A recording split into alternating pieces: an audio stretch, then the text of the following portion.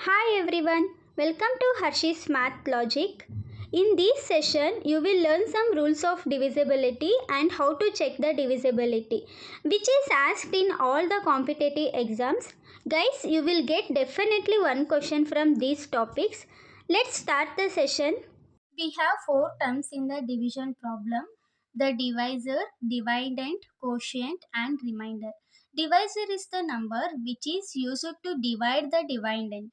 Dividend is the number which we want to divide the number, and quotient is the answer for the division problem, and remainder is the total number left after the division is done.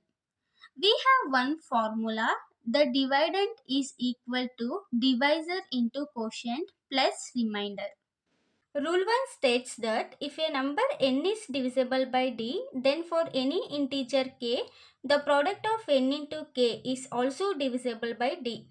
Means if n is equal to 20, this number is divisible by 2, then for any integer k, let's consider k is equal to 3. The product of n into k, 20 into 3 is equal to 60, should also be divisible by 2 itself. Rule 2 states that if n1 and n2 are two different numbers divisible by d individually, then their sum and difference is also divisible by d. Means consider n is equal to 10, n1 is equal to 10, n2 is equal to 20.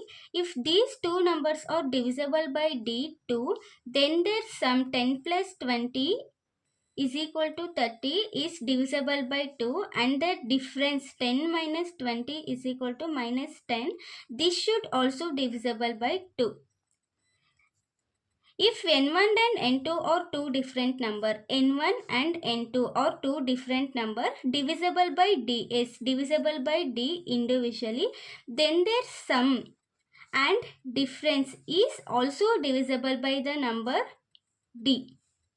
Rule 3 states that if a number n1 is divisible by n2 and n2 is divisible by n3, then n1 must be divisible by n3.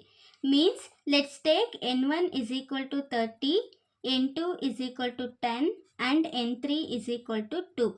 If the number 30 is divisible by 10 and the number 10 is divisible by 2, then the number 30 should be divisible by 2. Rule 4 states that if two number n1 and n2 are such that they divide mutually each other, it means they are same. Means let's consider n1 is equal to 6 and n2 is equal to 6. n1 divided by n2 is equal to 1 and n2 divided by n1 is also equal to 1. Since they divide mutually, it means the numbers are same. Let's consider another example that n1 is equal to 3 and n2 is equal to 6. n1 divided by n2 is 0.5 and n2 divided by n1 is 2. Since they didn't divide mutually, the numbers are not same. They are different. Now let's move to the how to check divisibility. We have some rules to check the divisibility without actually dividing them. With help of this rule, we can find whether the given number is divisible by any particular number without actually dividing them. Let's learn one by one clearly. Let us learn divisibility by 2. Any integer number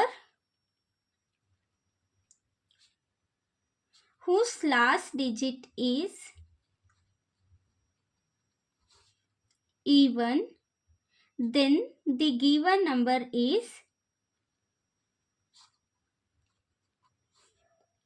divisible by 2.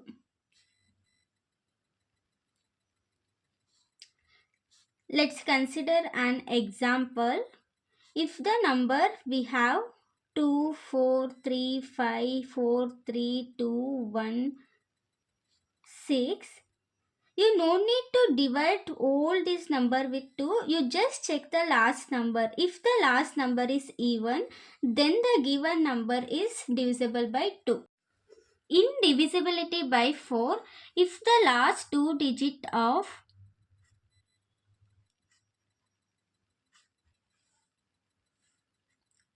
given number is divisible by 4,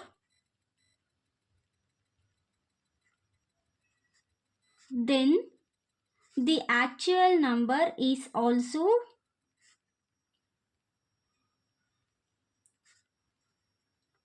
divisible by 4. If the last 2-digit number is divisible by 4, then the actual given number is also divisible by 4. Means, let's consider the number 423808. You check the last 2-digit number. If the last 2-digit number is multiple of 4, then the actual number is also divided by 4. Let's take another example. 42812. This last 2-digit 4 3 are 12. Yes, it is multiple of 4. Then this number is also divided by 4. In divisibility by 8, if last 3-digit of given number is divisible by 8, then the actual number is also divisible by 8. Means, let's consider one example.